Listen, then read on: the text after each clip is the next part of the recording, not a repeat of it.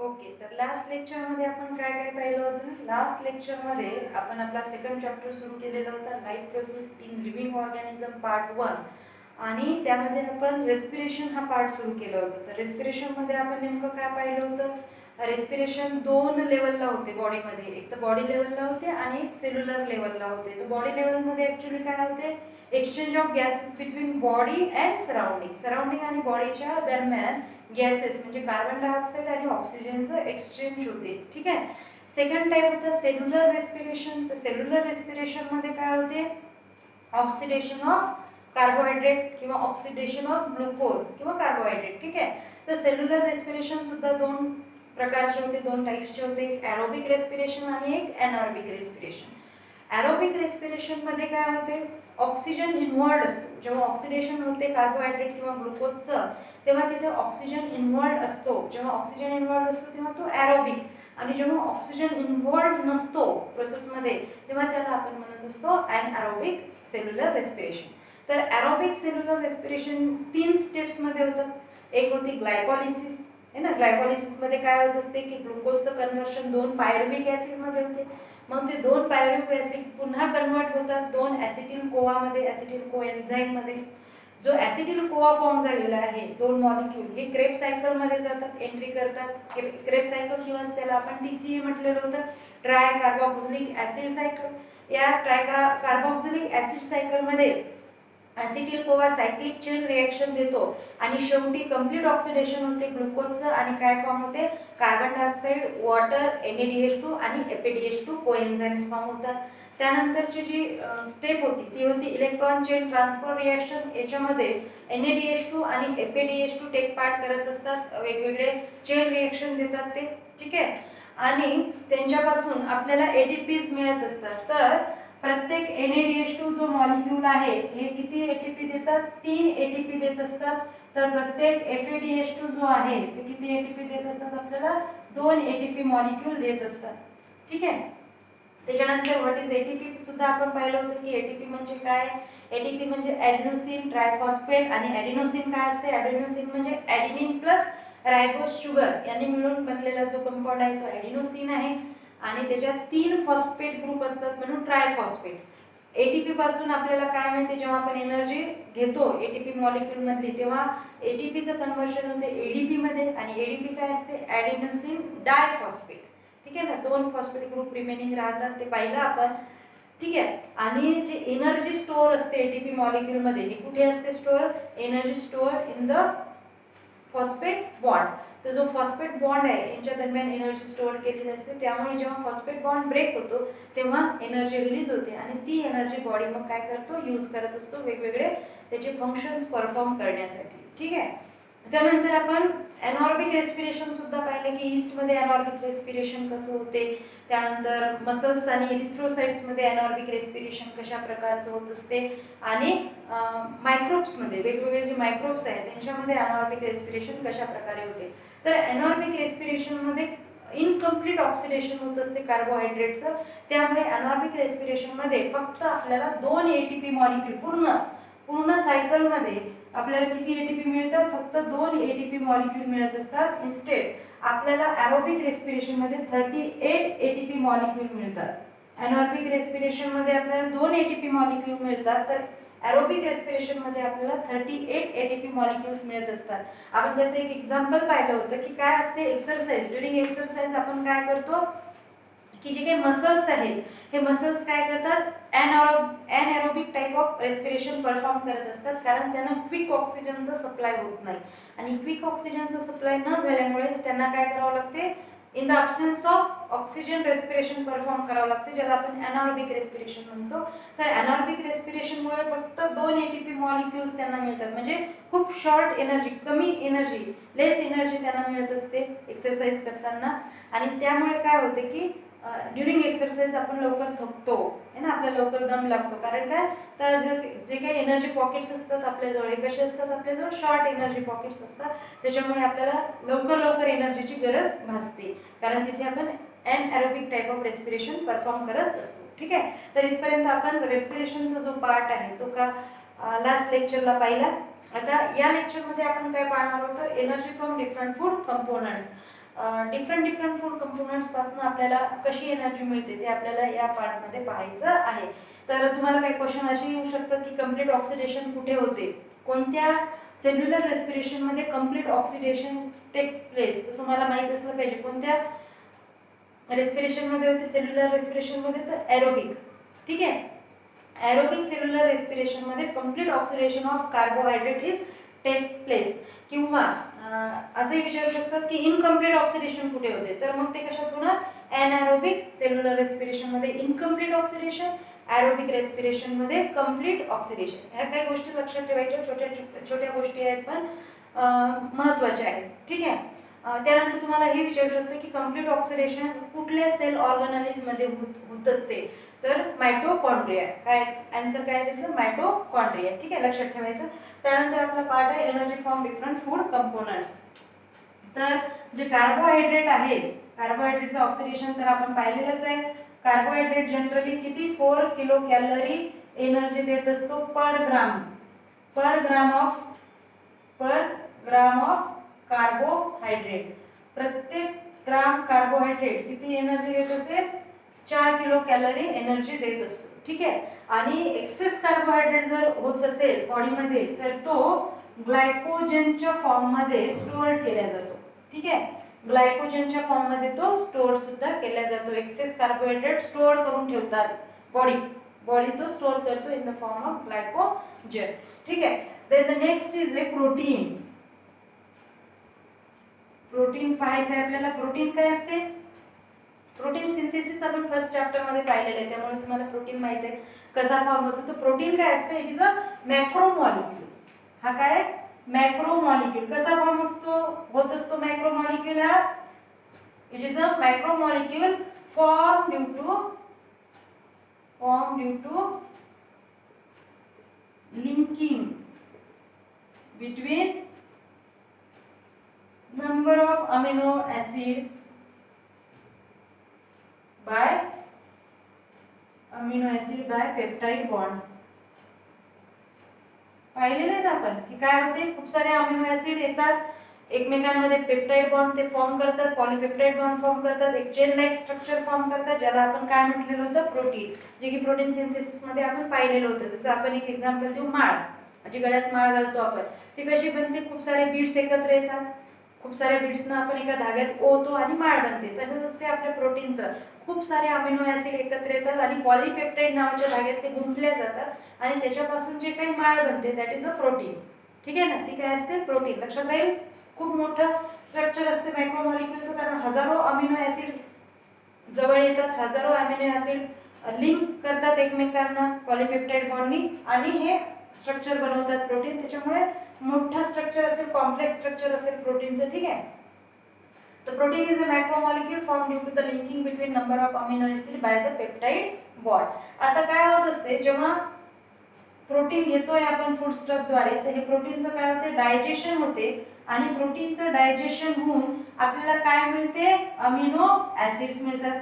कारण smallest unit of protein is काय असते, अमिनो ऍसिड. मग प्रोटीनचं डायजेशन झाल्यानंतर आपल्याला काय मिळेल, अमिनो ऍसिड मिळेल. आणि जे काही अमिनो ऍसिड मिळेल बॉडीला, ते बॉडी काय करते, ते अमिनो ऍसिड स्टोअर करते किंवा ऍब्सॉर्ब करते. स्टोअर म्हटल्यापेक्षा स्टोअर करत नाही ऍक्च्युली अमिनो ऍसिड, तर बॉडीत ते काय केले जाते, अमिनो ऍसिड ऍब्सॉर्ब केले जाते बॉडी थ्रू.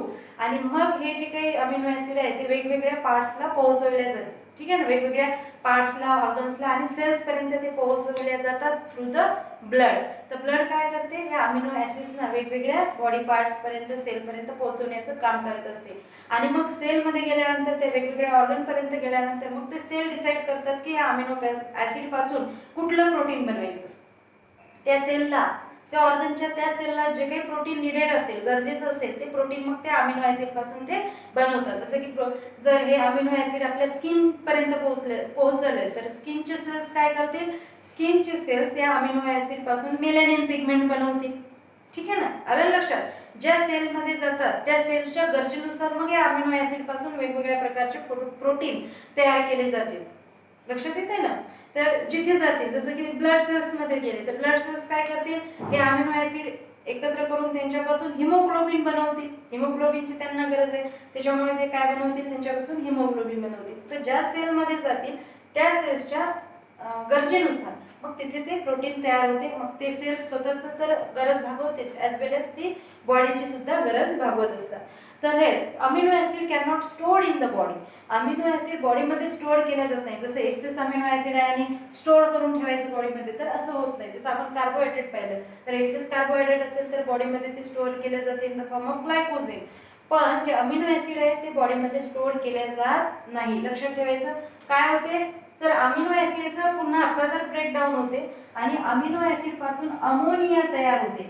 हा जो अमोनिया आहे तो बॉडीच्या बाहेर पडतो. हा अमोनिया जो आहे तो एक्सक्रीट होतो, बॉडीच्या बाहेर पडतो आणि त्याच्यामुळे एक्सेस अमिनो ॲसिड स्टोअर नाही केला जातं, त्याचं ब्रेकिंग होते आणि ब्रेकिंग होऊन अमोनिया जो तयार होतो तो बॉडीच्या बाहेर फेकल्या जातो. लक्षात ठेवायचं.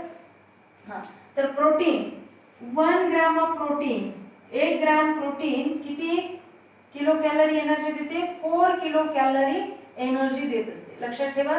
कार्बोहायड्रेट सुद्धा 4 किलो कॅलरी एनर्जी देत असतो. तसंच 1 ग्राम प्रोटीन सुद्धा किती 4 किलो कॅलरी एनर्जी देत असतो. ठीक आहे. नंतर जो नेक्स्ट फूड कंपोनंट आहे तो आहे लिपिड.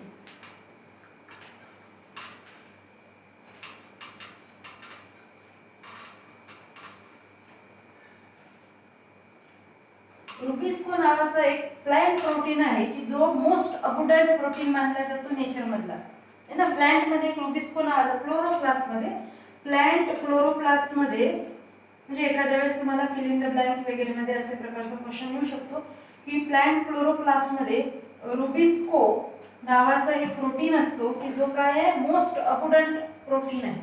मोस्ट अबुंडंट प्रोटीन आहे किंवा मानला जातो. एन्झाईम रुबिस्को, क्लोरोप्लास्ट मध्ये एन्झाईम रुबिस्को आहे की जो मोस्ट अबुंडंट प्रोटीन मानला जातो नेचर मध्ये. सर्वात जास्त फॉर्म होणारा प्रोटीन आहे प्रोटीन रुबिस्को.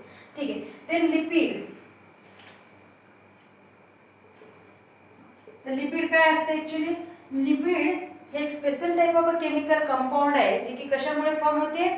फॅटी ऍसिड आणि अल्कोहोल मध्ये जेव्हा बॉन्ड फॉर्म होतो, फॅटी ऍसिड आणि अल्कोहोल जेव्हा बॉन्ड तयार करतात तेव्हा जो काही कंपाऊंड फॉर्म होतो, काय म्हणू मग आपण? Lipid is the compound form between the alcohol and fatty acid. तर काय होते? फॅटी ऍसिड प्लस अल्कोहोल, ठीक आहे, यांच्यामध्ये बॉन्ड फॉर्म होऊन जो काही कंपाऊंड मिळतो त्याला आपण काय म्हणत असतो? लिपिड म्हणत असतो. Fatty acid plus alcohol. मग जेव्हा डायजेशन होते लिपिडचं तेव्हा आपल्याला काय मिळते? जेव्हा डायजेशन होते तेव्हा आपल्याला फॅटी ऍसिड प्लस अल्कोहोल मिळत असते. जेव्हा डायजेशन होते तेव्हा फॅटी ऍसिड प्लस अल्कोहोल मिळतो. तर हा जो फॅटी ऍसिड आहे हा पुन्हा एकदा बॉडीमध्ये काय केला जातो? ऍब्सॉर्ब केला जातो आणि बॉडीच्या वेगवेगळ्या पार्ट्सना, वेगवेगळ्या ऑर्गन्स किंवा सेलपर्यंत तो ब्लड थ्रू पोहोचविला जातो आणि मग तिथे गेल्यानंतर या फॅटी ऍसिड्स पासून वेगवेगळे केमिकल कंपाऊंड्स बनवल्या जातात. ठीक आहे. जसं की फॉर एक्झाम्पल फॉस्फोलिपिड. तुम्हाला माहिती आहे फॉस्फोलिपिड. कुठे ऐकला होता हा शब्द? Phospholipid membrane. आठवते का? 8th स्टँडर्ड मध्ये आपण प्लाझ्मा मेम्ब्रेन शिकत असतो ना, फॉस्फोलिपिड मेम्ब्रेन ऐकला होता शब्द. तर phospholipid it is essential for the synthesis of plasma membrane. Plasma membrane तयार करण्यासाठी फॉस्फोलिपिडचा काय होतो? उपयोग होतो. आणि फॉस्फोलिपिड कशापासून बनवला जातो? ते या फॅटी ऍसिड पासून तो बनवला जात असतो.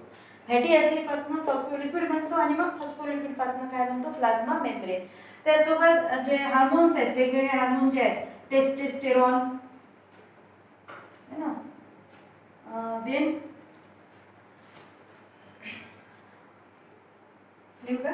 Oestrogen, testosterone, then aldosterone, then progesterone, oestrogen. हे जे काही हार्मोन्स आहेत हे हार्मोन्स तयार करण्यासाठी सुद्धा लिपिडचा उपयोग होत असतो. ठीक आहे. लिपिडचा उपयोग कशासाठी होतो? मग फॉस्फोलिपिड कंपाऊंड तयार करण्यासाठी किंवा मग काही हार्मोन्स आहेत टेस्टोस्टेरॉन, अल्डोस्टेरॉन, प्रोजेस्टेरॉन, इस्ट्रोजन सारखे जे काही हार्मोन्स आहेत हे हार्मोन तयार करण्यासाठी सुद्धा लिपिडचा उपयोग होत असतो. तर 1 ग्राम लिपिड मॉलिक्यूल असेल, 1 ग्राम लिपिड किती मग एनर्जी देतो? 9 किलो कॅलरी एनर्जी देत असतो. Remember this also. 1 gram of lipid gives 9 kilocalorie energy. Per gram of lipid gives 9 kilocalorie per energy. लक्षात किलो कॅलरी एनर्जी लक्षात राहील. 1 ग्राम लिपिड किती एनर्जी देतो? मग 9 kilo calorie energy. 1 gram protein किती एनर्जी देतो? 4 किलो कॅलरी एनर्जी. आणि 1 ग्राम carbohydrate किती एनर्जी देतो?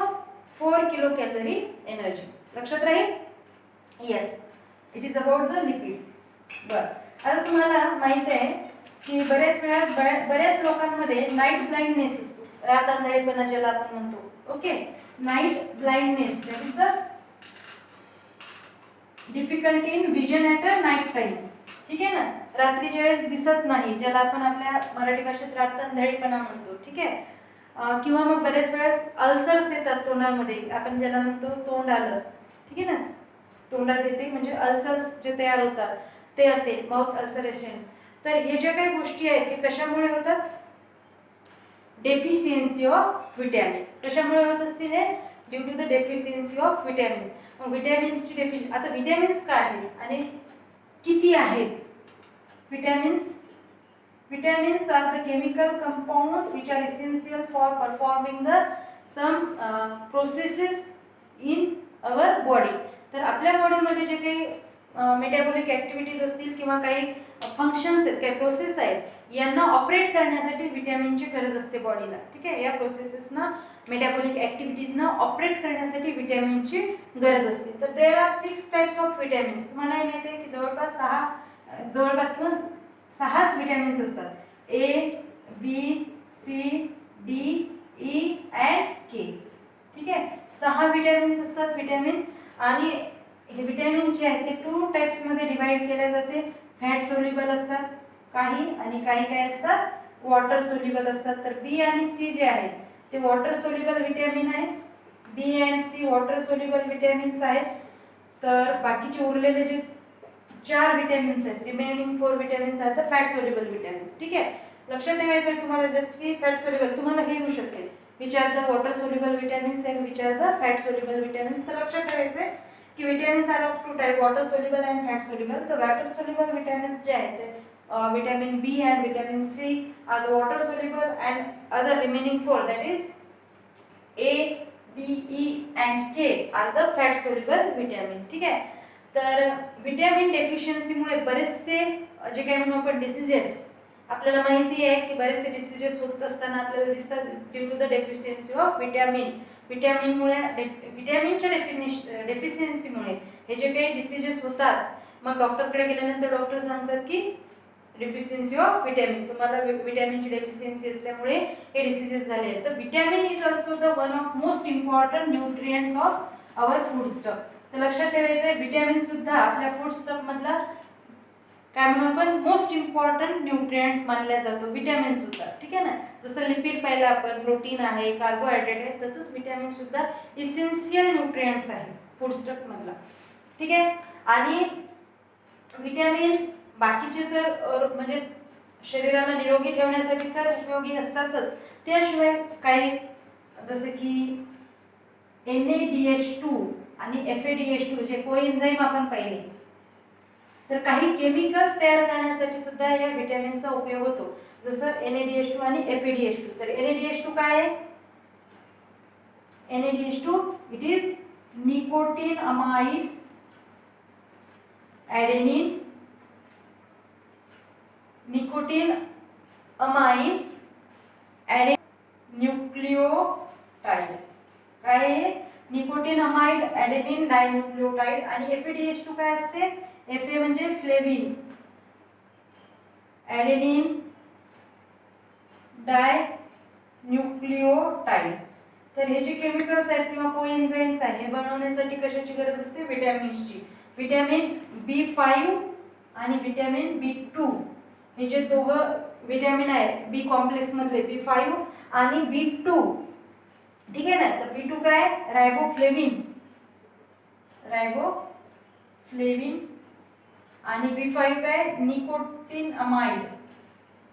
तर हे जे 2 विटॅमिन आहेत, निकोटीन अमाइड म्हणजे B5 विटॅमिन जो असेल निकोटीन अमाइड, हा निकोटीन अमाइड ॲडेनिन डायन्यूक्लियोटाइड म्हणजे NADH2 फॉर्म करण्यासाठी मदत करतो. तर B2 म्हणजे रायबोफ्लेविन जो आहे विटॅमिन, तो FADH2 म्हणजे फ्लेविन ॲडेनिन डायन्यूक्लियोटाइड बनवण्यासाठी मदत करत असतो. तर लक्षात ठेवायचं protein is also the most important nutrients. ठीक आहे, त्यानंतर वॉटर. बरेचदा काय होते, लूज मोशन जर झालं तर काय सांगते तुम्हाला डॉक्टर, डिहायड्रेशन झालं म्हणून सांगतात, बरोबर आहे. लूज मोशन जेव्हा होते तेव्हा डॉक्टर सांगतात की डिहायड्रेशन झालं आणि तुम्हाला साखर, लिंबू आणि मीठ टाकून ते पाणी प्यायला सांगतात. ठीक आहे ना, पाण्यात साखर, लिंबू, मीठ टाकून ते पाणी तुम्हाला प्यायला देतात किंवा प्यायला सांगतात डॉक्टर. ठीक आहे, कशासाठी, जे काही डिहायड्रेशन होते, डिहायड्रेशन म्हणजे काय, रिमूव्हल ऑफ वॉटर, काय होते, एक्सेस लॉस होते बॉडीमधून. आपल्याला माहिती आहे की near about 60 to 70% of water, 60 to 70% water आपल्या बॉडीमध्ये प्रेझेंट आहे, बरोबर आहे. आपल्या बॉडीमध्ये 65 to 70% वॉटर इज प्रेझेंट. तर काय होते, एक्सेस लॉस जर झाला आणि तेवढं वॉटर पाहिजेच बॉडीमध्ये, आणि सेलमध्ये सुद्धा सेल्सच्या वजनाच्या 70% वॉटर प्रेझेंट असते. सेलमध्ये सुद्धा सेलच्या वजनाच्या 70% काय प्रेझेंट असते, वॉटर प्रेझेंट असते. ब्लडमध्ये सुद्धा आपल्याला माहिती आहे 90% काय असते, वॉटर प्रेझेंट असते ब्लडमध्ये. कारण ब्लडमध्ये काय असते, ब्लड सेल्स आणि ब्लड प्लाझ्मा, बरोबर आहे. तर ब्लड प्लाझ्मामध्ये किती, 90% वॉटर असते. ब्लड प्लाझ्मामध्ये किती असते, 90% वॉटर. म्हणजे एवढ्या पाण्याची गरज असते शरीराला, एवढ्या वॉटरची गरज असते शरीराला. पण जर लॉस झाला वॉटरचा, एक्सेस लॉस जर होत असेल थ्रू बॉडी, वॉटरचा जर एक्सेस लॉस होत असेल तर त्या कंडिशनला डिहायड्रेशन होते. त्या कंडिशनला काय होते, बॉडी डिहायड्रेट होते. म्हणजे बऱ्याचदा तुम्हाला तोंड सुकल्यासारखं, कोरडं पडल्यासारखं वाटते, किंवा मग तुमचे जे स्किन आहे ती कोरडी पडल्यासारखी वाटते. तेव्हा तुम्हाला डॉक्टर सांगते की डिहायड्रेशन झालेलं आहे, आणि त्यावेळेस तुम्हाला ते जे काही औषध असेल किंवा जे काही ज्याला काय म्हणू आपण, तर डॉक्टर काय करतात, आपल्याला ORS सारखे काही काय म्हणू आपण ट्रीटमेंट देतात, की जेणेकरून, किंवा मग घरी साधे आपण जसं सांगितलं की वॉटर आणि मग त्याच्यानंतर त्याच्यात मीठ आणि साखर जे पाणी असते, लिंबू सरबत असेल, तर याने सुद्धा काय होते की आपलं जो लॉस असेल, वॉटर लॉस असेल बॉडी थ्रू, तर तो भरून काढण्यासाठी मदत होतात. तर ही साधे ट्रीटमेंट डॉक्टर त्यावेळेस आपल्याला देतात ड्युरिंग द डिहायड्रेशन. तर याच्यावरून आपल्या लक्षात काय येते की water is also the most important nutrients along with all these. म्हणजे जे काही आपण विटॅमिन किंवा मिनरल्स किंवा मग प्रोटीन, लिपिड्स आणि कार्बोहायड्रेट जे काही न्यूट्रिएंट्स पाहिले, या न्यूट्रिएंट्समध्येच वॉटर सुद्धा इम्पॉर्टंट न्यूट्रिएंट्स असेल. का, कारण बॉडीचे 65 to 70% वॉटर प्रेझेंट असते बॉडीमध्ये. त्यामुळे वॉटरचं महत्त्व सुद्धा तेवढंच आहे जेवढं अदर न्यूट्रिएंट्सचं महत्त्व आहे. ठीक आहे, वॉटर सोबतच काही फायबर्स जे आहेत, फायबर्स सुद्धा महत्त्वाचे न्यूट्रिएंट्स मानले जातात, है ना. कारण डायजेशन करण्यासाठी, डायजेशन बाकीच्या फूड स्टफचं वेल डायजेशन करण्यासाठी फायबरचा उपयोग होतो.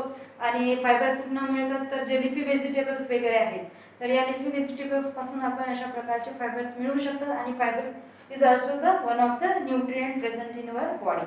सो अशा प्रकारे हे सर्व न्यूट्रिएंट्स मिळून बॉडीला काय प्रोव्हाइड करत असतात, एनर्जी प्रोव्हाइड करतात. आणि मग ती एनर्जी घेऊन बॉडी व्हेरियस फंक्शन्स परफॉर्म करत असते. ठीक आहे, तर हे झालं energy from different food components. Next लेक्चरला आपण cell division and essential life process, cell division जे आहे ते सेल डिव्हिजन बद्दल माहिती पाहणार आहोत. ठीक आहे.